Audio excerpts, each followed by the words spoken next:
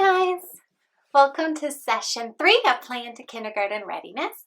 Today the 4 areas we're going to talk about are reading, counting, fine motor skills, and the social skill is going to be weekly meetups or bi-weekly meetups. So reading, I've compressed it all down because, as I've said before, I love reading development, learning about reading development. I've spent years of my life learning about how children learn to read because I just find it so fascinating.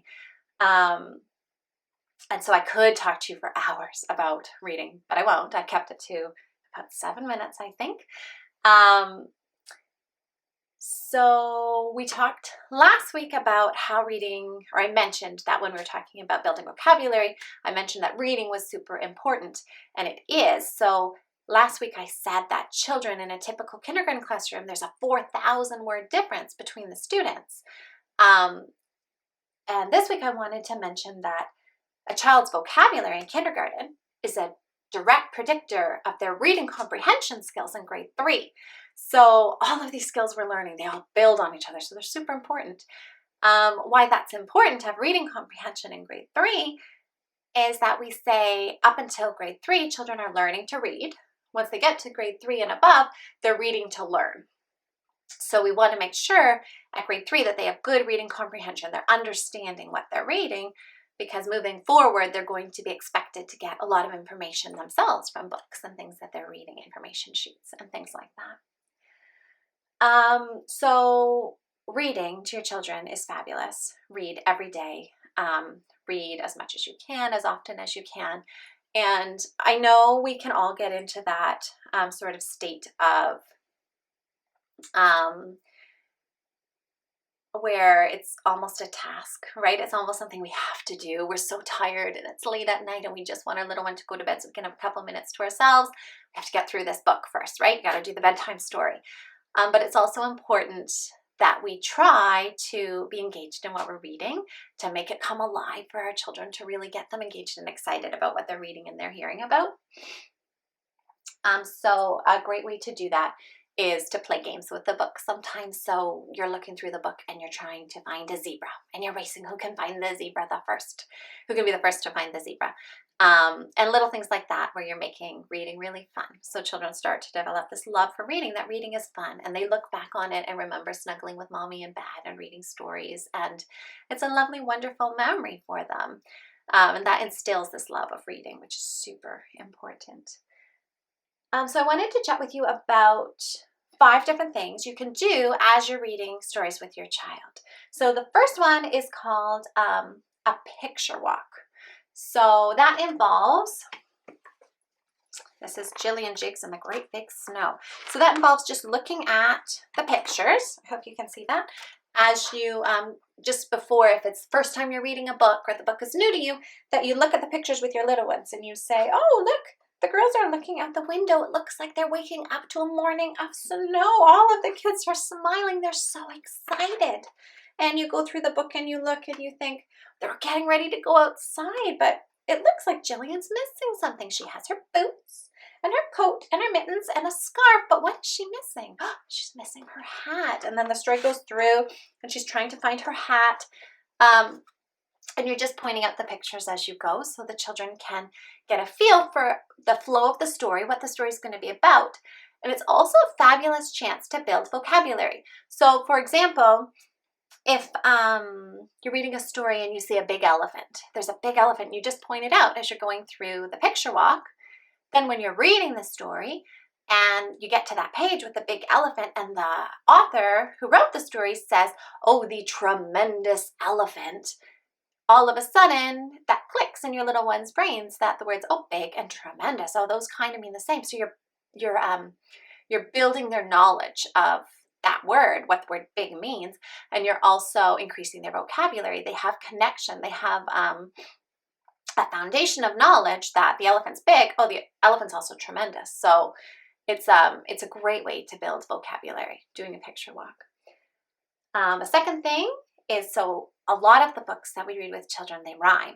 So do a little bit of a pause. So this page says, her mother stood up, took a deep breath, and said, as long as it's warm and it stays on your, and just pause for 1 second to see if your little one can fill it in, head. So it encourages them to be a part of the story and to be listening for those rhymes and seeing what comes next, which is a really great reading skill.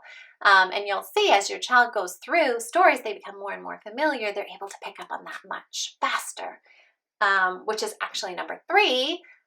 Find a book that your little one loves and read it. Read it, read it, read it again and again and again, which is so much easier said than done, I know, because those books can get tedious and monotonous and you can read them in your sleep. My little guy loved One Fish, Two Fish, Red Fish, Blue Fish, and even still sometimes as I'm falling asleep, I can see it rolling behind my eyes. But it's important because children will learn to read in that way. So you read it again and again and again, and then you have the pauses. So you're pausing and your child's filling in the blanks. And then pretty soon they start to know full sentences and they're reading it right along with you. They know all the words, they've memorized the book. So then down the line, when they're learning to read, they pick up this book and they already have all the words inside here. Now all they have to do is match the print to the words that are already in there. And it's been shown that children are doing that. They pick up on those words so much faster because they already know what they are. So they don't have to get caught up in trying to decode and sound them out. They become sight words for them that they can read them on sight because they already know them. So super duper duper powerful. Number 4, read books with information. So to find information, your little one asks you a question, and you can say, oh, I think we have a book about that. Let's look it up. And I know we use, my 7-year-old said, we were at my grandparents' or my husband's parents' house, and Sam's grandma said to him, oh, your mom, she knows a lot of stuff. And he said, yeah, she's got the Google. And it was so funny because while I like to think we use books for information, there's so many times in a day where I'm like, I don't know, let's just Google it. And I get on my phone and we Google it. But it's important too that we use books for information. So if your little one is asking a question about what does a lizard eat, and you know you have a book about lizards, you can say, let's look at it. And that teaches children that books can be useful in the way of finding information as well. And we get to, the table of contents and you're introducing how we would look. Oh, let's see, we want to know what a lizard eats. Oh, here, chapter 4, diet. So then let's flip to page 32, it said. And it teaches children a different way to use books, so you don't have to read them front to back cover. There's different ways you can use books. And the fifth thing to do, and again, these things, don't do them every time when you're reading with your children. Just read and enjoy reading. But once in a while, when it comes up, a good thing to do is to make connections or ensure your little one's comprehending what they've read. So you're reading a book and it reminds you of baking cookies that afternoon with your child, or it reminds you of a book you read last week. Or you're reading a book and a blue jay is in the book and you say, oh my goodness, that's just like the blue jay we saw when we were outside this morning. You're just making those connections to bring the book to life a little bit more. And it's a great way to build comprehension skills. So that's reading in a very, very small nutshell. If you have any other questions, more specifically about ways to encourage your little one to become interested with books and reading with books, please send me an email. I'd love to chat more about that. But doing those 5 things that we just talked about, picture walks, pause as you read, memorizing, so the same book again and again and again, reading books for information, and asking questions with your little ones. Those 5 things to do while you're reading is a great way to build the pre-reading skills that your child will need and increase their vocabulary. Both really important. All right, number 2, counting. We're on to math. So counting, when I'm talking about counting in this course, I'm not talking about it like counting money or counting toys on the ground. That is, in a few weeks from now, we're going to deal with that. This one is just number order. So counting 1 to 10, and then counting backwards 10 down to 1, or counting up to 20. Just the order the numbers go in. So a great way to practice that is through singing. There's so many children's songs that are all about counting. Many of them are counting backwards, like the 5 Little Monkeys and 5 Green and Speckled Frogs, things like that. They're counting backwards. Or there's 10 in the bed and counting backwards. But there are some that go forward as well. The one that I like to use all the time is 1, 2, 3, 4, 5. Once I caught a fish alive. 6, 7, 8, 9, 10. Then I let him go again. Why did you let him go? Because he bit my finger so. Which finger did he bite? This little pinky on the right. So just songs like that, because children learn really well through songs. They'll remember it really fast. So by putting a song to it, it's a really great way to initially introduce the order that numbers go in. And then just playing with them throughout the day, playing with different songs. In the course book, I have a link to a few different songs that use counting.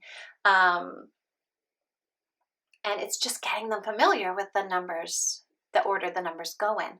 So once you've done sort of the initial learning to count, you can do, I mentioned last week about like playing hide and seek and having your little one count up to 10 or count up to 20.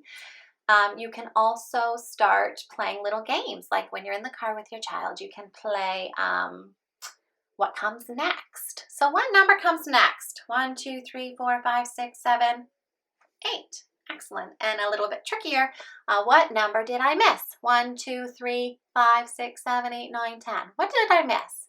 And so they have to think, 1, 2, 3, 4, you missed number 4. So it's getting that foundation for the number, the order the numbers go in. I still play it with my my older children as well in the car, not my teenager. She doesn't play games with me anymore. But my 7-year-old in the car, I'm thinking of a number between 1 and 100. Guess my number. Okay, and then he has to say, is it 7 or bigger? Yes. Is it 20 or bigger? Yes. Is it 50 or bigger? No. Is it 30 or bigger? So he's has to have a really strong knowledge of the order the numbers go in, so he can have that mental number line in his head and play with the numbers in that way, where he's going up and down the number line and keeping it in his head. So a really great way to strengthen number order. Just before we wrap that one up, why is it important? Having a really strong knowledge of number order, the skills we're building on that is it makes it much easier to learn to skip count, which is very important. So counting by 2s, counting by 5s. When you have that strong number order, learning to skip count is much easier. And that's important for much more in the future when children are learning to multiply. Because multiplying, that's skip counting. Really, you're grouping numbers together and you're counting by 2s or counting by 5s. It's also a super important skill for children in grade 1 when they start to add things together. So if they're adding 7 and 5, it's fabulous if they can start at 7 in their head and just count up 5 more. Instead of many, many, many children go 1, 2, 3, 4, 5, 6, 7, 8, 9, 10, 11, 12. But if they can have 7 in their head and just count 5 more up from 7, 8, 9, 10, 11, 12, it's a much faster way to do it.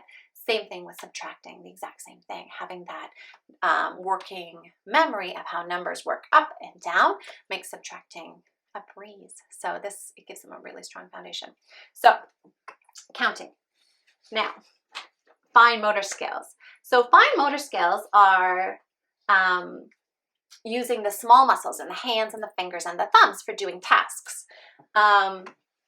So this encourages, so using the muscles in your hands, they're really important for children being able to feed themselves, doing up buttons, zippers, and learning to write. So having really strong fine motor skills and really strong muscles in our hands has been shown to develop a proper pencil grip as well, which is super important.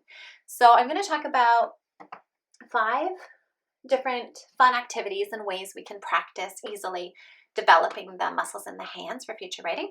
I did want to show you quickly a good tip when your little one is learning to hold a pencil, more kindergarten age, not so much preschool, maybe 5 or so, when you're starting to want to focus on them holding a pencil or a pencil crayon as they're coloring.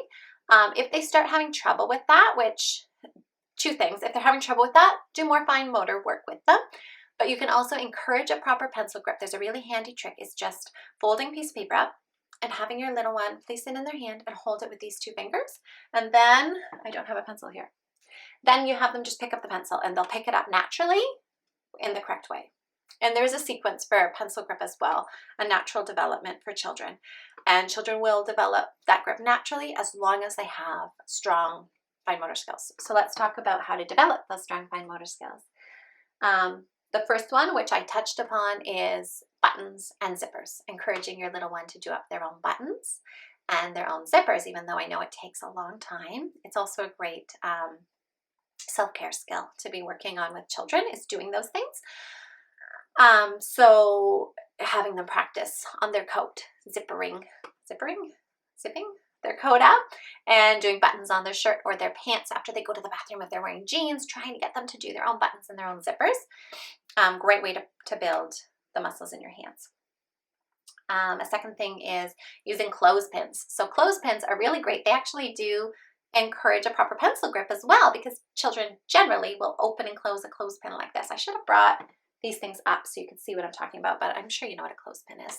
If not, there's a link in the course book which takes you to more information about, and you'll see a picture of clothespin. So you can have them build with popsicle sticks. So have popsicle sticks and clothespins, and they can make bridges or lots of different things with the clothespins. Or you can encourage them to try to pick up pom-poms and put them in a cup, or sorting the colors or things like that. Just encouraging them to pick up the pom-poms with the clothespins. We've taken clothespins outside and clipped them on the leaves on the trees and decorated the trees for Christmas with clothespins. But they wanted to, and it was fun. It just naturally happened, and it was a great way to work on using those little muscles in the hands. Pipe cleaners with beads. We do this all the time, even still, using pipe cleaners and then practicing the beading. So threading the beads onto the pipe cleaners to make bracelets or to make patterns or anything. Pipe cleaners are great because they hold their shape a lot more than string does, so it makes it a lot easier for little hands to thread on the beads. A fourth thing is using stickers. So peeling, like kids love stickers. So peeling the stickers off and pushing them down, and they can just make pictures with them, decorate cards with them, decorate presents with them. Or you can write your child's name and have them try to trace over the name in stickers. Or numbers, if you're practicing when we get up to our number recognition, and you write a number 1 or a number 2 on the paper and have them put the stickers over top of the numbers, tracing that line.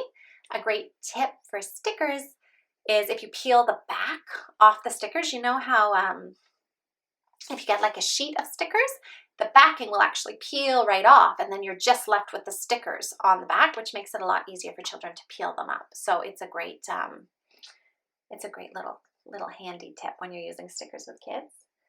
And finally is, I'm Canadian, and I don't know if we call it the same thing as those in the States or New Zealand or Australia. I know I've got a few of you from all over the place.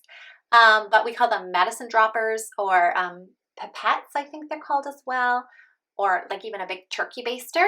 Basically anything that little ones will squeeze and the water will suck up, throw those in the bathtub and let your little ones play away with those, because they love them. Loads of fun. And also a great way for strengthening those little hands. And encourage them by putting more in. Often they'll pick one up with both hands. So you can encourage strengthening it with both hands, strengthening the muscles in both hands. So that's fine motor skills. I talk next week about a different type of fine motor skills. So this week, focus on some of those 5 things we chatted about to help strengthen those little hands. Okay. Number 4, my social skill building idea for the week is try to do a weekly or a bi-weekly meetup with some friends. So if you have friends nearby or not so nearby, see if you can get together once a week, once every other week, rotate through houses or meet at a local park. It's great for children to have the chance to see the same children recurring, because you'll see the relationships develop and form, and they have a chance to really get to know their other friends and their peers, and the relationships you'll see change. All of a sudden there might be issues with sharing, or there might be issues with taking turns with toys, or little things like that if it's a one-off and just a one-time play date, the children might be a lot more cautious and not willing to say, no, it's my turn using that, or things like that. Whereas as they go through and become more and more comfortable with each other, you can see the dynamics start to shift, which is a great chance to practice some social skills. So try to